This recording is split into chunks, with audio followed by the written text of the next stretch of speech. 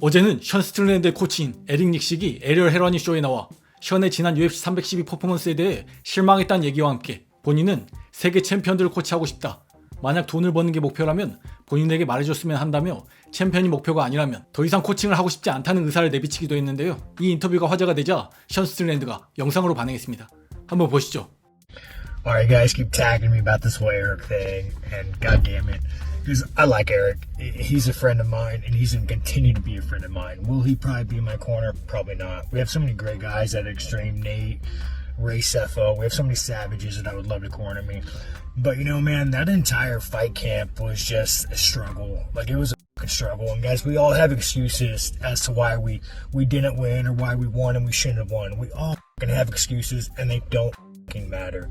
The only reason why I'm making this video is because Eric had to go do a fucking podcast and become an influencer. So now I gotta, like, alright, kind of explain myself. Opportunity. And not just with fighting. Opportunity never comes when it's supposed to.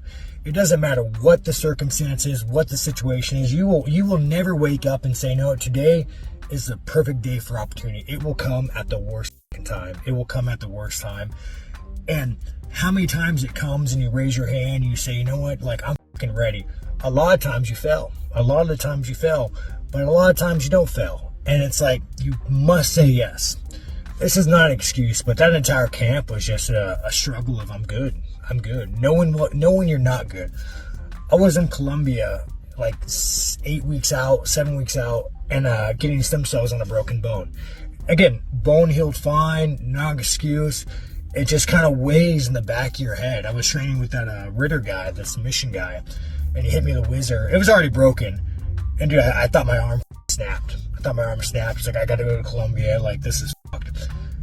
But all camp, this is just in the back of your head. And like, you just keep telling yourself, I'm fucking good. And I think this is just what all men do. Like, all men do this. Like, you look in the mirror and like, even though you know you're not good, you're like, I'm fucking good, dude. You're a fucking man. You sack up. But all camp, dude, whether it be, you know, the staph infection, the broken arm, the having to get a visa that didn't get approved until a week, not being able to get cornermen out there. This entire camp was like a struggle of I'm not good, but me looking in the mirror and saying sack up. And you know, man, nothing away from Dreykus. He came there, fought his off, broke my nose. Like, dude, hell yeah, man. Like, hats off, dude. You fought like a fucking man. But, you know, you guys, I don't fight to put belts on the wall. I don't fight because, you know, Eric wants to go do a fucking fancy podcast. That's not why I fight. Before fighting, you guys, I mean, I had like the lowest self-esteem and couldn't even look at myself in the fucking mirror. Like, I didn't even know what like dignity was, you know, when I first started fighting. And kind of through fighting, man, like I've learned like so much. I've met so many fucking amazing people through the UFC and fighting and fight fans. Like, you guys have changed my fucking life. Like, you've made me grow so much as a person in the ring and out of the ring, and that's why I fight. I fucking love it. I got a lot of fights left on my contract. I love fighting. I'm going back to the gym. I'm working my ass off, and I'm starting from fucking square one. And that's just kind of how life is, dude. Like, you'll always get a step back where you're like, all right, well, I got to start over again. And you have a choice. You either sack up and you do it, or you fucking quit. And I'm going to sack up and do it. And you know what? You guys.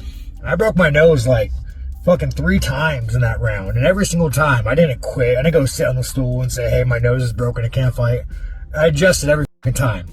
And I thought, you know, man, maybe I'll get lucky, maybe I won't. But at the end of the day, dude, we all have a fucking story, and no one gives a fuck. I'm grateful for my life.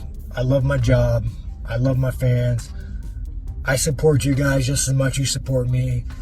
Back in the gym, sack up, and on to the next.